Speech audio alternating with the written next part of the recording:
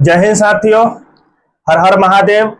आज जो है सावन की पहला दिन भी है। भगवान भोलेनाथ की कृपा आप सभी दोस्तों पर बना रहे और जो है आपका जीवन उज्जवल हो, यह हम भगवान भोलेनाथ से प्रार्थना करते हैं कि जितने भी भाई लोग, जितने भी साथी हमसे जुड़े हुए हैं और जो न भी जुड़े हुए हैं, सभी के ऊपर भगवान भोलेनाथ की कृपा बनी रहे।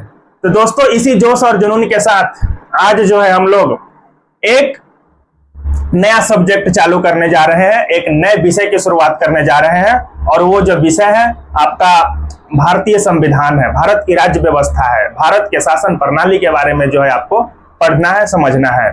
दोस्तों, तो इसी जोश जुनून के साथ जो है आज सावन का पहला दिन भी है और इसी पूरे सावन के महीने में, भोलेनाथ के पूरे महीने में जो है इस पूरे संविधान को हम लोग पढ़ने का प्रयास करेंगे और संभवतः 1 से 1.5 महीना में इस पूरे सब्जेक्ट को खत्म भी कर लेंगे इसी तरीके से पढ़ करके। तो साथियों, संविधान के बारे में पढ़ने से पहले 2-4 महत्वपूर्ण जो बिंदु है उस पे हम लोग क्या करेंगे, सबसे पहले चर्चा कर लेंगे। और साथियों, एक और महत्वपूर्ण बात तो मैं आपको बता दूं कि आप जो है ये जो अपना YouTube चैनल है उन्नयन ज्ञान जीएस एकेडमी, इसको आप अपने व्हाट्सएप ग्रुप, अपने दोस्तों के ग्रुप में शेयर कर दीजिए और आप हमारे चैनल को सब्सक्राइब करना ना भूले। आप हमारे चैनल को सब्सक्राइब करके थोड़ा आप हमें सपोर्ट कर सकते हैं, आप जो है सब्सक्राइब भी कर दीजिए। ठीक है साथियों, तो संविधान को पढ़ने से पहले, भारतीय राज्य व्यवस्था के पढ़ने से पहले कुछ छोटी छोटी जो बिंदु है उस बिंदु के बारे में जो है चर्चा कर लेते हैं, है ना। संविधान का मतलब क्या होता है? संविधान का मतलब एक ऐसा किताब, सीधी सी बातें में समझिए, एक ऐसा किताब, एक ऐसा लिखित दस्तावेज जिसमें किसी देश की शासन प्रणाली या शासन प्रणाली की व्यवस्था से संबंधित बातों को लिखी गई हो और वो बातें जनता के हितों में लिखी गई हो, जनता के हितों में की गई हो, किसी भी देश के रहने वाले लोगों के अधिकार की बात करता हो, लोकतांत्रिक बात करता हो और वहां के सरकार को शासन प्रशासन चलाने में मदद करती हो। तो साथियों, जो भारत की संविधान है ये अपने आप में एक लिखित दस्तावेज है। जैसे कि अपने संविधान के बारे में जानेंगे तो लगभग 400 के आसपास अनुच्छेद है, 12 अनुसूचियां हैं और 22 भाग है।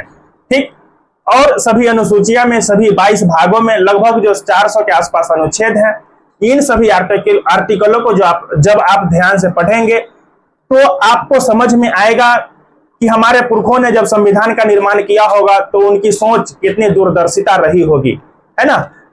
जब आप अपने संविधान को समझेंगे, पढ़ेंगे, तब जाकर कहीं आप अपने अधिकार को समझ पाएंगे कि संविधान हमें क्या क्या अधिकार दिलाता है और शासन प्रशासन जो है हमारे देश में किस तरह से चल रही है। ठीक है साथियों, तो आखिर संविधान बनाने की नींव पड़ी तो कैसे पड़ी? संविधान का विकास यूं ही एकाएक नहीं हो गया था, इसका विकास धीरे धीरे हुआ, इसका विकास जो है क्रमिक तौर पे हुआ। और सबसे पहले कहां हुआ, संविधान बनाने की मांग क्यों पड़ी, तो उन सब तमाम बिंदु पर जो है आज की क्लास में संविधान के परिचय के बारे में जो है संविधान का एक संक्षिप्त परिचय देंगे और संविधान की नींव कैसे पड़ी, सबसे पहले कहां बनाई गई, ये लोगों के मन में विचार क्यों आया कि किसी भी देश के लिए संविधान होना चाहिए, भारत के लोगों के मन में आखिर विचार क्यों आया कि भारत के लिए भी संविधान होना चाहिए। तो चलिए छोटी छोटी बिंदु के बारे में जो है हम लोग चर्चा करते हैं।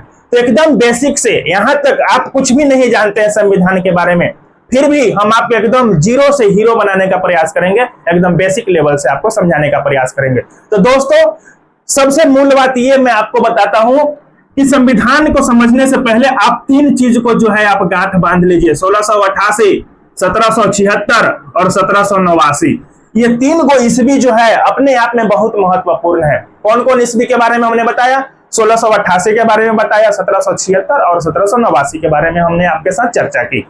तो साथियों, ये तीनों ईस्वी क्या है इसको थोड़ा समझते हैं। तीनों ईस्वी में कौन सी महत्वपूर्ण घटना घटित हुई थी? तो 1688 में जो है इंग्लैंड में क्रांति हुई थी। इंग्लैंड में क्या हुई थी? क्रांति हुई थी। 1688 के समय में क्या हुआ था? इंग्लैंड में क्रांति हुई थी। साथियों, क्रांति हुई तो क्यों हुई? इंग्लैंड में क्रांति आखिर हुआ तो क्यों हुआ?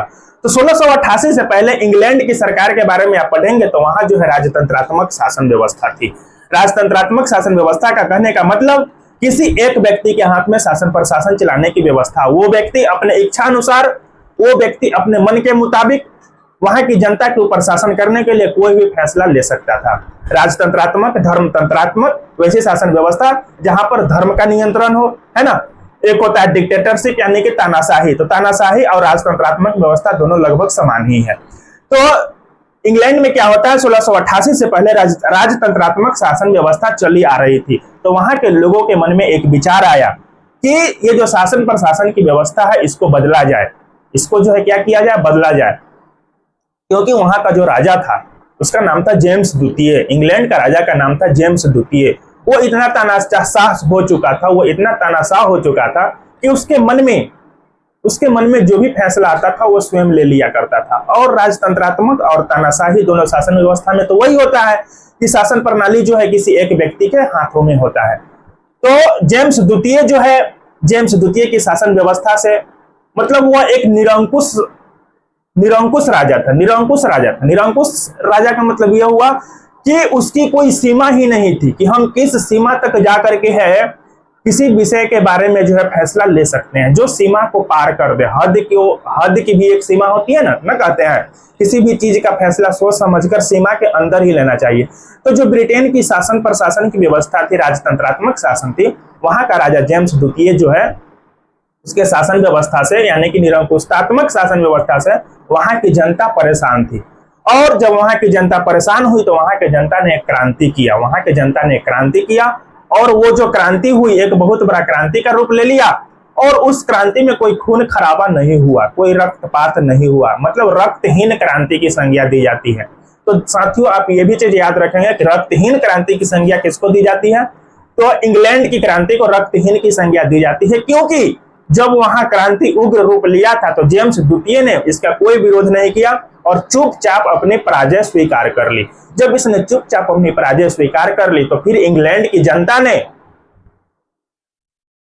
जेम्स द्वितीय की एक बेटी थी जिसका नाम था मेरी और उसका एक दामाद था, उसकी बेटी का हस्बैंड जिसका नाम था विलियम।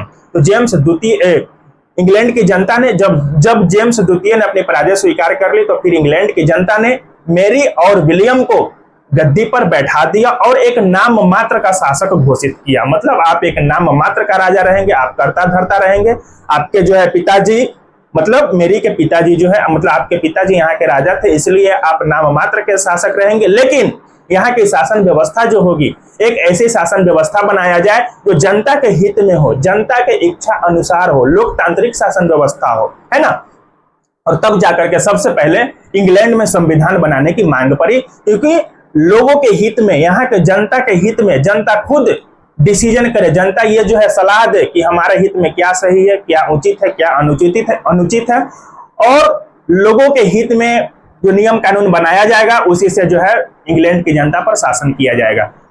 तब जाकर के है कहीं इंग्लैंड में संविधान बनाने की नींव पड़ी और सबसे प्रथम इंग्लैंड में ही संविधान का निर्माण हुआ था। लेकिन सर्वप्रथम इंग्लैंड में संविधान बनने के बावजूद इंग्लैंड के पास अपना कोई लिखित संविधान नहीं है। लिखित संविधान कहने का मतलब ये नहीं कि इंग्लैंड के पास संविधान लिखा हुआ है ही नहीं, लिखा हुआ संविधान तो है, लेकिन एक जगह जो है लिखित संविधान नहीं है। कई सारे दस्तावेज एक जगह है, कई सारे दस्तावेज दूसरे जगह है, कई सारे दस्तावेज तीसरे जगह है। जैसे कि आप भारत के संविधान को देखेंगे तो एक क्रमबद्ध तरीके से 22 गो भाग है, 12 अनुसूचियां हैं और लगभग 400 के आसपास, यानी कि 395 है लेकिन कई सारे अनुच्छेद जोड़े गए तो लगभग 400 के पास जो है अनुच्छेद एक क्रमबद्ध तरीके से सजा करके लिखा हुआ है। जब आप किसी पुस्तक के दुकान पर जाएंगे और वहां से आप बोलेंगे कि हमें भारत का संविधान दीजिए तो वो जो है एक बार में निकाल करके दे देंगे, क्योंकि उसी एक पुस्तक में जो है सब बातें को क्रमबद्ध तरीके से लिखा गया है। लेकिन इंग्लैंड के संविधान में उस तरह की बातें नहीं है। एक पुस्तक में सारे नियम कानून या आर्टिकल भाग अनुच्छेद जो भी है वो एक किताब में क्रमबद्ध तरीके से नहीं लिखा हुआ है, इसलिए इंग्लैंड के संविधान को अलिखित संविधान की संज्ञा दी गई। तो याद रखेंगे इंग्लैंड सबसे पहले संविधान बनाने की मांग इंग्लैंड में हुई थी। और क्यों हुई, तो इंग्लैंड की क्रांति के बाद हुई। 1776 में क्या हुआ था, तो 1776 में दोस्तों अमेरिका में क्रांति हुआ था जिसको अमेरिकी क्रांति बोला गया, अमेरिकी क्रांति बोला गया। उस समय 1776 के आसपास साथियों अमेरिका भी जो था ब्रिटेन का उपनिवेश था, इंग्लैंड का गुलाम था, सीधे तौर पे कह सकते हैं। तो अमेरिका के लोगों ने एक क्रांति किया ब्रिटेन के खिलाफ अमेरिका के लोगों ने क्रांति किया और अमेरिका के ऊपर ब्रिटेन का शासन प्रशासन चलाया जा रहा था। जब अमेरिका के लोगों ने क्रांति किया तब जाकर के 1776 में अमेरिका को ब्रिटेन ने स्वतंत्र घोषित किया और अमेरिका को ब्रिटेन से, इंग्लैंड से स्वतंत्रता कब मिली? तो 1776 में मिली। तो आप इस चीज को भी याद रखेंगे। कई एक सारे क्वेश्चन बैंक आप उलट करके देखेंगे तो ये प्रश्न पूछे जाते हैं कि अमेरिका को स्वतंत्रता की प्राप्ति कब हुई थी? तो साथियों 1776 में हुई थी, 1776 में हुई थी। और जब अमेरिका ब्रिटेन से स्वतंत्र हुआ तब जाकर के है अमेरिका ने भी एक ऐसा संविधान का निर्माण किया जिसे शासन प्रशासन जो है अमेरिका के लोगों के ऊपर चलाया जा सके। ठीक, यहां तक समझ गए, इंग्लैंड की कहानी समझ गए, अमेरिका की कहानी समझ गए। अब आप समझिए फ्रांस की कहानी। तो 1789 ईस्वी के आसपास फ्रांस में भी डिक्टेटरशिप चलाया जा रहा था। वहां पे लुई 16वीं के द्वारा जो है शासन प्रशासन चलाया जा रहा था फ्रांस में। लुई 16वीं वहां का राजा था और उस राजा के शासन प्रशासन से वहां की जनता व्यंग आ चुकी थी, व्यंग हो चुकी थी, तंग हो चुकी थी। तो फ्रांस में रूसो के नेतृत्व में एक व्यक्ति हुए, एक क्रांतिकारी हुए जिसका नाम था रूसो। तो रूसो के नेतृत्व में फ्रांस में एक बहुत बड़ी क्रांति हुई और फ्रांस के लोगों ने यह मांग किया कि फ्रांस में राजतंत्रात्मक शासन व्यवस्था, तानाशाही शासन व्यवस्था नहीं चलेगी। यहां भी एक ऐसी नियम कानून का नियम कानून का निर्माण किया जाए, एक ऐसी संविधान का निर्माण किया जाए जो फ्रांस के जनता के हितों का ख्याल रखती हो और यहाँ के जनता अपने इच्छा अनुसार संविधान बना सकती है, अपने हितों को ध्यान में रखते हुए यहाँ की जनता के अधिकारों की बात करती हो, यहाँ की जनता के समानता की बात करती हो, है ना। तो इन सब तमाम चीजों को लेकर के फ्रांस में भी 1789 में क्रांति हुआ। तो फिर वहां का जो सरकार था, लुई 16वीं जो वहां का राजा था, उसको यह बात समझ में नहीं आया और लुई 16वीं क्या किया, जो शासन प्रणाली की व्यवस्था थी उसको उसने कुलीन वर्गों के हाथों में सौंप दिया और पुरोहित वर्गों के हाथों में सौंप दिया। कुलीन वर्ग का तात्पर्य यह है कि ऊंचे वर्ग के लोग, कुलीन का मतलब होता था ऊंचे वर्ग के लोग, जो निम्न वर्ग के लोगों के ऊपर शासन प्रशासन चला सके। और ये जो शासन प्रशासन चलाने की व्यवस्था थी कुलीन वर्गों के लोगों तक ही सीमित थी। कुलीन का मतलब ऊंचे वर्ग के लोग, है ना। और पुरोहित वर्ग के हाथों में लुई 16वीं ने शासन प्रशासन को सौंप दिया। उसके बाद यहाँ की जनता ने कुलीन वर्गों के हाथ में जो शासन प्रशासन था, इसने और फ्रांस में जो है क्रांति जो है अपने आप में विकराल रूप धारण हुई और जनता का यह मांग था कि शासन प्रशासन चलाने की व्यवस्था सिर्फ और सिर्फ ऊंचे वर्गों तक सीमित नहीं रहेगी, मध्यम वर्ग को भी अधिकार मिलना चाहिए और निम्न वर्ग को भी अधिकार मिलना चाहिए। और यहाँ जो क्रांति हुई उसने कुलीन वर्ग के शासन प्रशासन और पुरोहित वर्ग के शासन प्रशासन को जड़ से उखाड़ करके फेंक दिया और उसके बाद फ्रांस में भी संविधान की निर्माण की गई। ठीक साथियों, तो ये जो आपको हम तमाम 3 बिंदु पर हम आपके साथ चर्चा किए, तो कहीं ना कहीं इंग्लैंड से ही संविधान बनाने की मांग हुई थी। और जब इंग्लैंड से संविधान बनाने की मांग हुई उसके बाद जब इंग्लैंड ने भारत को अपना उपनिवेश बनाया और भारत में जब ब्रिटिश ईस्ट इंडिया कंपनी व्यापार करने आई और जब यहाँ पर 1757 की प्लासी के युद्ध के बाद, आपको हमने आधुनिक इतिहास में पढ़ाया भी है कि 1757 की प्लासी के युद्ध के बाद जब ब्रिटिश ईस्ट इंडिया का शासन प्रशासन यहाँ के लोगों पर स्थापित हुआ, जब उसने सबसे पहले यहाँ की राजनीतिक सत्ता में हस्तक्षेप किया और राजनीतिक सत्ता में हस्तक्षेप करने के बाद अपने व्यापारिक स्थिति को मजबूत किया। जब उसने व्यापारिक स्थिति को मजबूत कर लिया, राजनीतिक सत्ता में हस्तक्षेप कर दिया, उसके बाद जो है उसने कई सारी नीतियां बनाई और उस नीति के तहत जैसे कि सहायक संधि का नीति हो गया, फॉरवर्ड पॉलिसी हो गया, राज्य हड़प नीति हो गया, गोद निषेध प्रथा का नीति हो गया, इन सब तमाम नीतियों के तहत अपने ब्रिटिश साम्राज्य का विस्तार किया और जो है यहाँ के लोगों के ऊपर ब्रिटेन के शासकों ने शासन प्रशासन चलाने का काम किया। तो साथियों, ये सब बातों से आप पहले से ही अवगत थे अगर आप हमारा आधुनिक इतिहास का क्लास किए होंगे तब।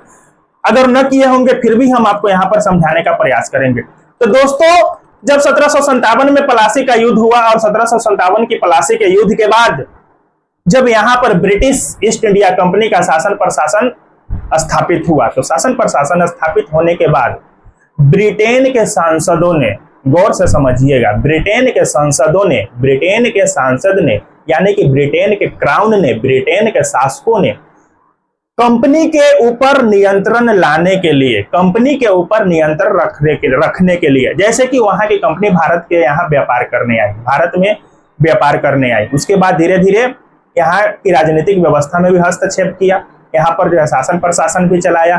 तो कंपनी के ऊपर नियंत्रण रखने के लिए ब्रिटिश संसद ने कई सारे एक्ट पारित किए और कई सारे अधिनियम पारित किए, कई सारे बिल पारित किए और उस एक्ट, बिल और अधिनियम के माध्यम से कंपनी को आदेश दिए कि आपका जो है सीमा दायरा यहाँ से यहाँ तक है, आप जो है भारत में इस प्रकार का शासन प्रशासन चलाने का काम करेंगे, है ना। तो कंपनी के ऊपर नियंत्रण रखने के लिए ब्रिटेन की सरकार ने, ब्रिटिश क्राउन ने कई सारे अधिनियम लाए, कई सारे एक्ट लाए, और वही एक्ट और अधिनियम, जैसे कि सबसे पहले 1773 का रेगुलेटिंग एक्ट आया, उसके बाद पिट्स इंडिया एक्ट आया, उसके बाद 1833 का चार्टर एक्ट आया, 1858 का चार्टर एक्ट आया, उसके बाद जो है 1919 का भारत शासन अधिनियम आया, 1935 का भारत शासन अधिनियम आया, उसके बाद 1947 का अधिनियम आया। तो इतने, मतलब ब्रिटिश ईस्ट इंडिया कंपनी का शासनकाल 1757 से लेकर के लगभग 1857 तक चलता है। तो 1757 से 1857 के बीच जितने भी एक्ट आए, उसके बाद 1857 से लेकर के 1947 तक जितने भी भारत शासन अधिनियम ब्रिटिश के सांसदों ने पारित किया, तो उसी एक्ट और शासन, भारत शासन अधिनियम के तहत भारत के लोगों के ऊपर शासन प्रशासन किया गया। तब जाकर के यहाँ के लोगों को ये विकसित हुई, ये समझ बुद्धि विकसित हुई कि जनता के ऊपर सरकार का शासन कैसे होता है, जनता के ऊपर सरकार का शासन कैसे होता है। और इन्हीं सारी एक्ट और अधिनियम के माध्यम से लोगों की एक सोच विकसित हुई, और तब जाकर के हमारे यहाँ के लोगों ने, हमारे पुरखों ने, जैसे कि सरदार वल्लभ भाई पटेल, पंडित जवाहरलाल नेहरू, डॉक्टर भीमराव अंबेडकर, तमाम शिक्षित प्रशिक्षित लोगों ने एक संविधान बनाने की प्रक्रिया चालू की और संविधान का निर्माण उन्होंने किया, ताकि यहाँ की शासन प्रशासन अच्छा से चलाई जा सके। भारत जब आजाद हो जाएगा, उसके बाद जो भारत की वास्तविक सत्ता है भारत के लोगों के हाथ में आ जाएगी, तो भारत की सरकार जनता के हितों पर ध्यान रखते हुए और जनता के अधिकारों की रक्षा करते हुए एक सिस्टमैटिक ढंग से शासन प्रशासन चला सके, ताकि जनता को किसी प्रकार का कष्ट न हो। ठीक, तो साथियों, यहां तक आपको बातें समझ में आ गई होगी, यहां तक तो हम आपको समझा करके ले आए। तो जब ब्रिटिश ईस्ट इंडिया कंपनी का शासन प्रशासन भारत के लोगों पर स्थापित हुआ, तो सबसे पहले ब्रिटिश क्राउन ने कंपनी के ऊपर नियंत्रण रखने के लिए 1773 का रेगुलेटिंग एक्ट पारित किया, 1773 का रेगुलेटिंग एक्ट पारित किया।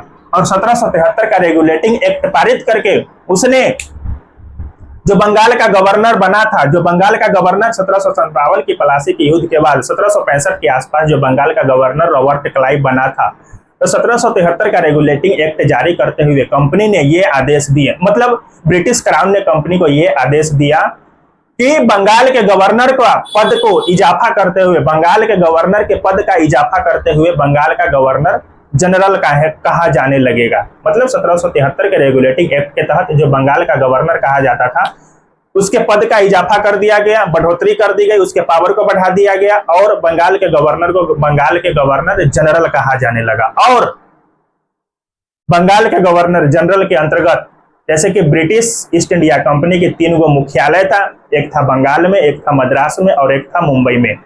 तो इस एक्ट के आने से पहले बंगाल का गवर्नर अलग होता था, मद्रास का गवर्नर अलग होता था और मुंबई का गवर्नर अलग होता था। जब ये एक्ट पारित हुआ, तो बंगाल के गवर्नर को गवर्नर जनरल का पद दिया गया, नाम दिया गया, और बंगाल के गवर्नर जनरल के अधीन ही मद्रास के गवर्नर और मुंबई के गवर्नर को कर दिया गया। बंबई और मद्रास के गवर्नर को बंगाल के गवर्नर के अधीन कर दिया गया 1773 के रेगुलेटिंग एक्ट के तहत। तो साथियों, 1773 के रेगुलेटिंग एक्ट के तहत ये सब, और ये जो 1773 का जो रेगुलेटिंग एक्ट पारित हुआ था, ये Lord north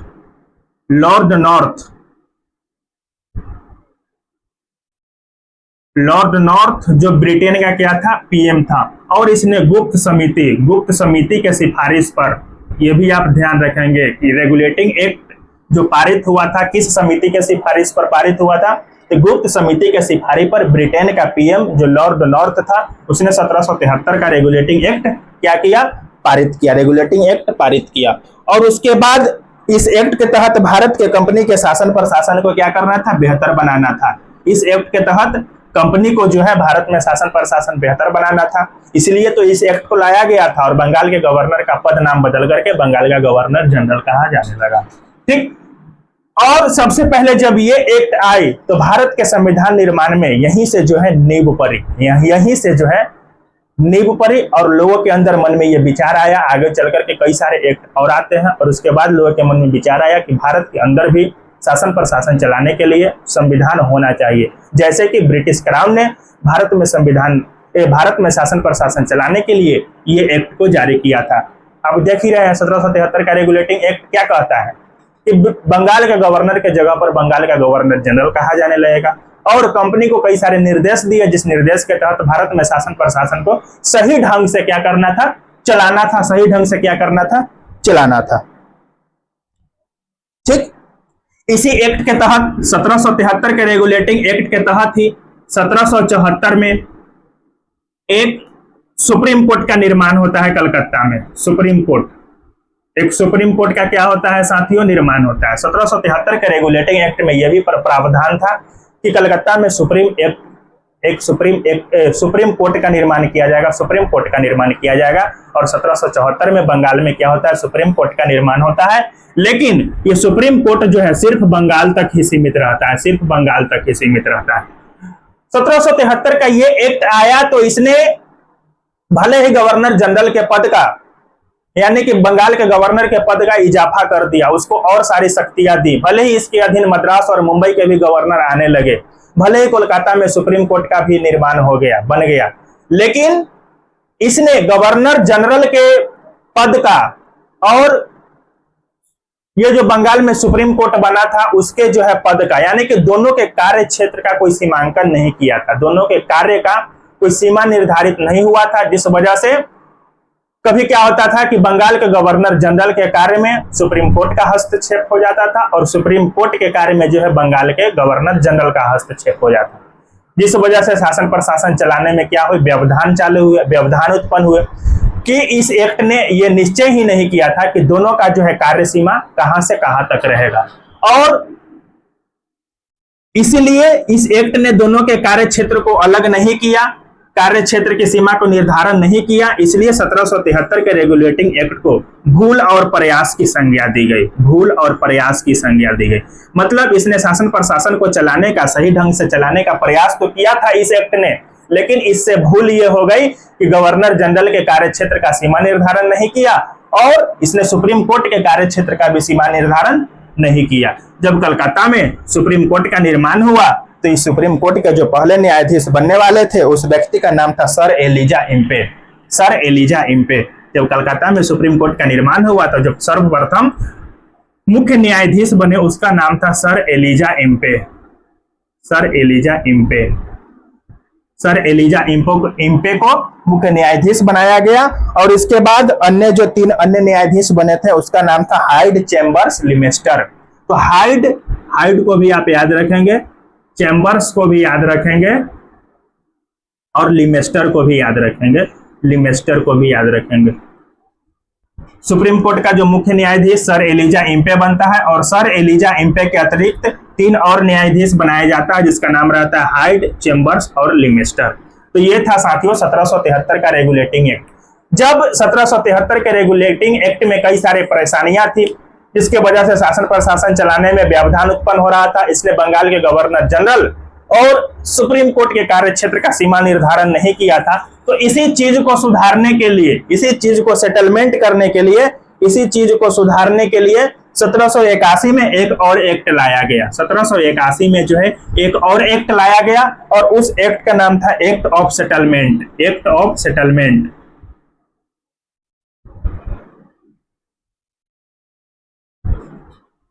act of settlement मतलब 1773 के रेगुलेटिंग एक्ट को सेट करने के लिए एक्ट ऑफ सेटलमेंट लाया गया। इस तरीका से आप याद कर सकते हैं। तो 1781 में जो एक्ट ऑफ सेटलमेंट आया, इस एक्ट के तहत जो 1773 में, इस 1773 के रेगुलेटिंग एक्ट में जो गड़बड़ियां थी, जो गलतियां थी, उसको सुधार किया गया और गवर्नर जनरल के कार्य क्षेत्र का सीमा निर्धारित किया गया और सुप्रीम कोर्ट की सीमा निर्धारित की गई। सुप्रीम कोर्ट की भी सीमा क्या कर दी गई, निर्धारित कर दी गई। किसी जो है आपका कार्य क्षेत्र यहां से यहां तक है और आपका कार्य क्षेत्र यहां से यहां तक है और आप दोनों एक दूसरे के कार्य क्षेत्र में क्या करेंगे, हस्तक्षेप नहीं देंगे। तो 1781 का एक्ट ऑफ सेटलमेंट को भी आप ध्यान में रखेंगे। उसके बाद बंगाल की सरकार को, बिहार, उड़ीसा, बंगाल की सरकार को इस एक्ट के तहत ही बंगाल की सरकार को यह अधिकार दिया गया, बंगाल की सरकार को यह अधिकार दिया गया कि आप जो है बिहार और उड़ीसा के बारे में भी, बिहार और उड़ीसा के संबंध में भी आप विधि का निर्माण कर सकते हैं। बिहार और उड़ीसा, जब बंगाल में सुप्रीम कोर्ट का निर्माण हुआ था तो इसका जो है क्षेत्र सिर्फ और सिर्फ बंगाल ही तक था, बंगाल के लिए ही तक था, बंगाल के क्षेत्र तक ही सीमित था। लेकिन ये जब एक्ट ऑफ सेटलमेंट आया तब बंगाल की सरकार को ये आदेश दिए गए, ये जो है उसको अधिकार दिया गया कि आप जो है बंगाल के साथ साथ बिहार और उड़ीसा के लिए भी जो है आप विधि का निर्माण यानी कि नियम कानून का निर्माण आप कर सकते हैं। तो ये था साथियों 1773 के रेगुलेटिंग एक्ट के बारे में और 1781 के एक्ट ऑफ सेटलमेंट के बारे में। तो इस चीज को भी आप क्या करेंगे, आप ध्यान में रखेंगे। इस एक्ट के तहत एक और महत्वपूर्ण बात यह है कि 1781 में जो एक्ट ऑफ सेटलमेंट आया, इस एक्ट के तहत ये भी नियम बनाए गए कि कंपनी के कार्यक्षेत्र में जो भी अधिकारी नियुक्त होंगे, यानी कि कंपनी को मदद करने के लिए जो भी अधिकारी नियुक्त होंगे और जब तक वो सेवा कार्य में रहेंगे तो उसके ऊपर कोई भी कार्रवाई नहीं की जाएगी। अभी भी भारत में ऐसी शासन व्यवस्था आपको देखने को मिलेगा कि भारत या किसी भी स्टेट का जो गवर्नर यानी कि राज्यपाल होता है, किसी भी स्टेट का जो राज्यपाल होता है, जब तक वो अपने सत्ता में बैठे रहते हैं, जब तक उनका शासन प्रशासन चलता है, तब तक उनके ऊपर कोई कानूनी प्रक्रिया नहीं चलाई जा सकती है, कोई केस मुकदमा उनके ऊपर नहीं चल सकता है। तो ऐसा ही भारत के राष्ट्रपति के संबंध में भी है कि जब तक भारत के राष्ट्रपति अपने सत्ता पर बने रहेंगे तो सत्ता के दौरान, उनके शासन काल के दौरान उनके ऊपर कोई भी कानूनी प्रक्रिया नहीं चलाई जाएगी, कोई भी केस मुकदमा उनके ऊपर नहीं चलाया जाएगा। तो इसकी शुरुआत जो है 1781 के एक्ट ऑफ सेटलमेंट के दौरान ही की गई थी और इस एक्ट में यह प्रावधान था कि ब्रिटिश ईस्ट इंडिया कंपनी के तहत जो भी अधिकारीगण सेवा के कार्य में लगे रहेंगे या अपने जो है शासन काल में बने रहेंगे तो उनके ऊपर जो है सेवा के दौरान यानी कि शासन काल के दौरान उनके ऊपर कोई भी कार्रवाई नहीं की जाएगी, तो इसका प्रावधान एक्ट ऑफ सेटलमेंट में था और 1781 के एक्ट ऑफ सेटलमेंट में था। इसके बाद 1781 के बाद 1784 में आया पिट्स इंडिया एक्ट। 1784 में आया पिट्स इंडिया एक्ट। ये सब आप एक्ट को ध्यान में रखेंगे, ये बहुत महत्वपूर्ण एक्ट है। 1773 का रेगुलेटिंग एक्ट, इसको ध्यान में रखेंगे। 1781 का एक्ट ऑफ सेटलमेंट, इसमें जो गलती हुई थी उसको सुधारने के लिए एक्ट ऑफ सेटलमेंट लाया गया। उसके बाद 1784 का पिट्स इंडिया एक्ट, ये सब अपने आप में क्या महत्वपूर्ण है और यही सब बातों से जो है एक भारतीय लोगों के अंदर यह प्रेरणा पैदा करती है कि संविधान का निर्माण कैसे होगा और क्यों होगा। ठीक, तो 1784 में जो पिट्स इंडिया एक्ट आता है, ये जो है ब्रिटेन का प्रधानमंत्री जिसका नाम रहता है विलियम पिट जो है ब्रिटेन का प्रधानमंत्री रहता है और यही जो है इस एक्ट को पारित करता है और इसी के नाम पर, इसके नाम में पिट लगा हुआ है, देख सकते हैं, और इसी के नाम पर जो है पिट्स इंडिया एक्ट को जारी किया जाता है। तो पिट्स इंडिया एक्ट के तहत क्या होता है कि बोर्ड ऑफ कंट्रोलर का गठन किया जाता है। पिट्स इंडिया एक्ट के तहत क्या होता है, बोर्ड ऑफ कंट्रोलर का गठन किया जाता है।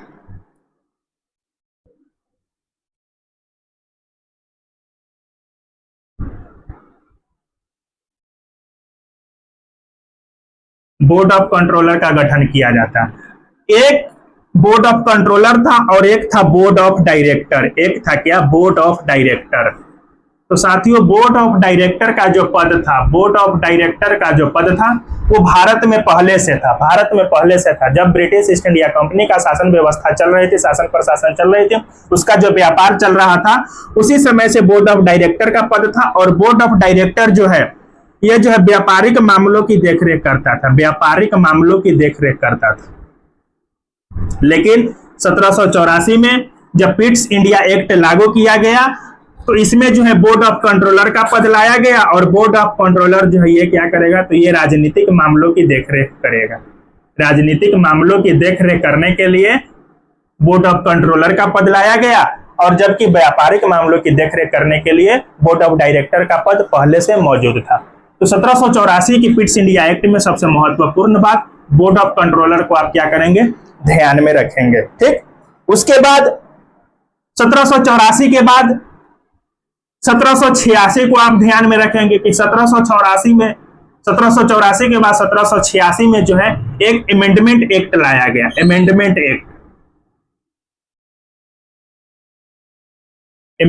एक्ट।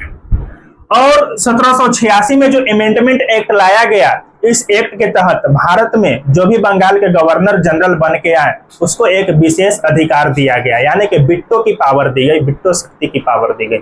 आपको याद होगा 1785 से लेकर 1786 तक मैकफर्सन का शासनकाल था, और 1786 में जो बंगाल के गवर्नर जनरल बन के आया वो आया कॉर्नवालिस।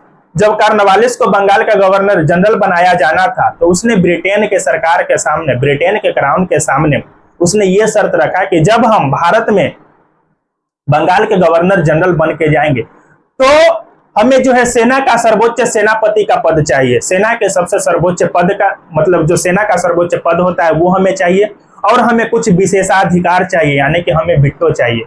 तो इन सब बातों पर विचार करने के लिए ब्रिटेन के सांसदों ने 1 साल का समय लिया, वही 1785 से 86 जिसके अंतर्गत मैकफर्सन का शासनकाल रहता है। और 1786 में एक अमेंडमेंट एक्ट लागू किया जाता है, और इस अमेंडमेंट एक्ट के तहत यहाँ के गवर्नर जनरल को एक विशेषाधिकार दिया जाता है, यानी कि विट्टो की पावर दी जाती है। और उसी समय 1786 से लेकर के सन 1792 तक कॉर्नवालिस का शासनकाल रहता है, और कॉर्नवालिस को क्या किया जाता है, विट्टो का अधिकार दिया जाता है इस अमेंडमेंट एक्ट के तहत। अभी हमारे देश के राष्ट्रपति को भी विट्टो का अधिकार है, विट्टो का अधिकार है। तो हमारे राष्ट्रपति को विट्टो का अधिकार किसने दिया, संविधान ने दिया। और संविधान में विट्टो के अधिकार वो कहां से लिया गया, तो यहीं से लिया गया, 1786 के अमेंडमेंट एक्ट के तहत ही विट्टो के अधिकार को यानी कि विशेषाधिकार को ग्रहण किया गया। ठीक, तो ये सब साथियों जो है तमाम छोटे छोटे पॉइंट थे, और ये सब अपने आप में क्या है, सबसे महत्वपूर्ण पॉइंट है। और यही सब पॉइंट, यही सब एक्ट और यही सब जो बिल पारित हुए, यही सब अधिनियम पारित हुए, और यही सब अधिनियम ने जो है भारत में संविधान बनाने की प्रक्रिया को चालू किया, है ना। यहीं से जो है संविधान बनाने की प्रक्रिया की नींव डली। 1773 के रेगुलेटिंग एक्ट से शुरुआत होती है, उसके बाद एक्ट ऑफ सेटलमेंट, उसके बाद पिट्स इंडिया एक्ट, उसके बाद अमेंडमेंट एक्ट, उसके बाद भी कई सारे एक्ट हैं। इसके आगे भी आप कई सारे एक्ट को आगे की क्लास में पढ़ेंगे, आगे की क्लास में हम आपको और कई सारे एक्ट को समझाने का प्रयास करेंगे, है ना। 1773 से लेकर के जब 1857 तक ब्रिटिश ईस्ट इंडिया कंपनी का शासनकाल रहता है, तो इसके शासनकाल तक जितने भी एक्ट हैं उस एक्ट को समझेंगे। उसके बाद 1858 से लेकर के 1947 तक जब यही शासन व्यवस्था जब ब्रिटिश क्राउन के हाथ में जाती है तो उसने कई सारे भारत शासन अधिनियम पारित किए, तो उन सभी भारत शासन अधिनियम को समझेंगे। और 1935 का जब आप भारत शासन अधिनियम को समझेंगे तो 1935 का जो भारत शासन अधिनियम है वो अपने आप में बहुत महत्वपूर्ण है। हमारा जो संविधान का जो निर्माण हुआ था, तो हमारे संविधान में जो लगभग 250 अनुच्छेद है, 250 अनुच्छेद जो है भारत शासन अधिनियम 1935 से ही लिया गया है। तो कई सारे अनुच्छेद, कई सारी अनुसूचियां में जो बातें हैं वो, कई सारे अधिकार की बातें की गई है वो, कई सारे शासन प्रशासन चलाने की पद्धतियां हैं वो, कई सारे नियम कानून जो है इन्हीं सब एक्टों से लिए गए हैं। कई एक दूसरे देश के संविधान से भी लिया गया है। इसलिए जो है हम लोग को इस एक्ट के बारे में समझना और जानना जरूरी था। तो 2-4 एक्ट को आज हमने समझाया, चार्टर एक्ट के बारे में समझाने का प्रयास किया। आने वाली क्लास में और भी एक्ट को समझाने का प्रयास करेंगे। एक संविधान में जब आप आगे पढ़ेंगे तो आपको एक शब्द से अवगत होना पड़ेगा, उस शब्द का नाम है राज्य। उस शब्द का क्या नाम है? राज्य। तो राज्य की जो अवधारणा है, मतलब आप विशेष तौर पर यह जानते होंगे कि राज्य को बिहार, उत्तर प्रदेश, झारखंड और बंगाल जैसे स्टेट के नाम से संबोधित किया जाता है। यह बात बिल्कुल सब सही है कि राज्य की अवधारणा बिहार, उत्तर प्रदेश, बंगाल, उड़ीसा, इन तमाम जो क्षेत्र है उसके नाम से तो संबोधित किया ही जाता है। लेकिन राज्य का मतलब सिर्फ यही नहीं है कि बिहार, उत्तर प्रदेश, बंगाल, उड़ीसा जैसे क्षेत्रों तक ही सीमित रहे। इसकी जो अवधारणा है अपने आप में बहुत व्यापक अवधारणा है। राज्य की जो अवधारणा है अपने आप में बहुत व्यापक अवधारणा है। और राज्य होने के लिए, किसी भी क्षेत्र को राज्य होने के लिए 4 शर्त होना चाहिए। चारों में से किसी एक चीज की कमी होगी तो वो जो है राज्य नहीं कहलाएगी। सबसे पहले उसका अपना क्षेत्रफल होना चाहिए। क्षेत्रफल के बाद उस क्षेत्रफल पर जनसंख्या होना चाहिए। जनसंख्या के बाद वहां पे सरकार का शासन होना चाहिए, सरकार होना चाहिए। और उस सरकार के बाद उस राज्य में जो है प्रभुता होना चाहिए, संप्रभुता होना चाहिए। संप्रभुता का मतलब यह होना चाहिए कि वहां की सरकार अपने राज्य के आंतरिक मामले या बाह्य मामले में स्वतंत्रता पूर्वक निर्णय लेती हो, उसके ऊपर किसी बाह्य देशों का, पड़ोसी देशों का कोई दबाव न रहता हो और अपने आंतरिक मामले या बाह्य मामले में जो है निर्णय लेने में स्वतंत्र हो, इसी को संप्रभुत्व कहते हैं। भारत आजादी से पहले संप्रभुत्व नहीं था, इसके पास जनसंख्या तो थी, क्षेत्रफल भी था, लेकिन यहाँ पर भारत में जो है सरकार ब्रिटिश क्राउन के द्वारा बनाया जा रहा था, यानी कि यहाँ पर जो है शासन प्रशासन ब्रिटिश क्राउन के द्वारा चलाया जा रहा था। यहाँ की जो सरकार थी, यहाँ की सत्ता जो थी ब्रिटेन के सरकार के हाथों में थी, है ना। और भारत अपने आप में संप्रभुत्व भी नहीं था, प्रभु संपन्न भी राज्य नहीं था। क्यों नहीं था? तो यहाँ जो है भारत में कोई सरकार नहीं थी और इसकी शासन प्रशासन चलाने की व्यवस्था ब्रिटेन क्राउन के हाथ में था। अभी वर्तमान में जब हमारा देश आजाद हुआ तो अपने देश के पास क्षेत्रफल भी है, जनसंख्या भी है, यहाँ सरकारें भी संचालित होती है और जो भारत सरकार है किसी दूसरे पड़ोसी राज्यों के दबाव में आकर के बिल्कुल काम नहीं करती है ना। अपने आप में फैसला लेने में संप्रभुत्व है, प्रभुत्व संपन्न राज्य है। तो इन चार चीज किसी भी स्टेट के अंदर जब ये चार चीजें होगी तभी वो अपने आप में राज्य कहलाएगा। तो राज्य का मतलब आप सिर्फ ये नहीं समझिएगा बिहार, बंगाल, उत्तर प्रदेश। राज्य का मतलब अपना देश भारत भी होता है।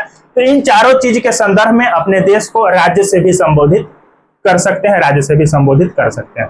तो साथियों, आज की क्लास को हम यहीं पे रोकते हैं, मिलते हैं अगले क्लास में इसी जोश जुनून के साथ। अगर क्लास आपको अच्छा लग रहा है तो चैनल को सब्सक्राइब कर दीजिए, उन्नयन ज्ञान जीएस एकेडमी को आप सब्सक्राइब कर दीजिए और अपने दोस्तों के साथ शेयर भी कर दीजिए। तो ठीक है साथियों, मिलते हैं अगले क्लास में। जय हिंद।